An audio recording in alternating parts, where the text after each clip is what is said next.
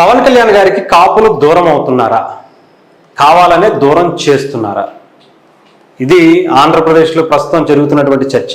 దీని మీద మనం మాట్లాడుకునేటువంటి ప్రయత్నం చేద్దాం. ముఖ్యంగా కాపులు మొన్న 2024 ఎలక్షన్స్లో కంప్లీట్గా కూటమి ప్రభుత్వం వైపు, అంటే పవన్ కళ్యాణ్ గారి వైపే ఎక్కువ శాతం ఉన్నటువంటి పరిస్థితి కనిపించింది.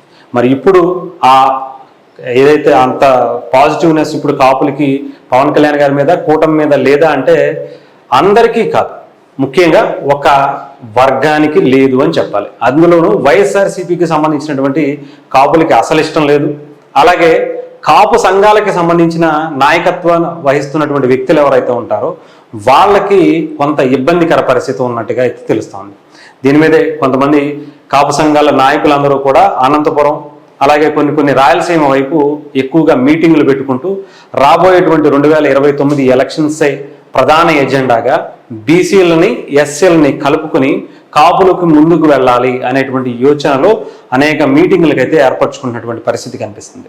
మరి నిజంగానే కాపులు వ్యతిరేకంగా పవన్ కళ్యాణ్ గారికి ఉన్నారా అంటే కాపులకి సంబంధించినటువంటి యువత కావచ్చు, కాపుకు సంబంధించినటువంటి ప్రజలు కావచ్చు, ఎవరు కూడా కూటమి మీద అంటే ముఖ్యంగా పవన్ కళ్యాణ్ గారి మీద వ్యతిరేకంగా లేరు.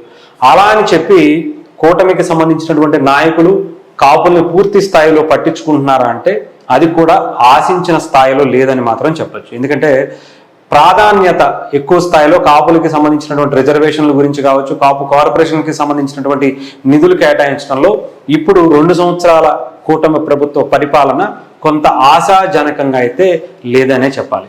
అలా అని చెప్పి గత ప్రభుత్వాలు ఏమన్నా ఎరగబొడి చేశాయంటే అంతకన్నా దరిద్రం గత ప్రభుత్వాలు చేశాయనే చెప్పాలి.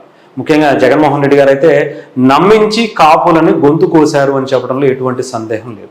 కాపు యువత ఎంతోమంది అబ్రాడ్ చదువుకోవడం కోసం సహాయం చేస్తానని చెప్పి కళ్ళబుల్లి మాటలు చెప్పినటువంటి జగన్మోహన్ రెడ్డి గారు కంప్లీట్గా అధికారంలోకి వచ్చిన తర్వాత కాపులని వాడుకుని వదిలేశారు తప్ప ఎక్కడా కూడా కాపులను ఎదగనించేటువంటి పరిస్థితి మాత్రం జగన్మోహన్ రెడ్డి గారు చేయలేదనే చెప్పాలి.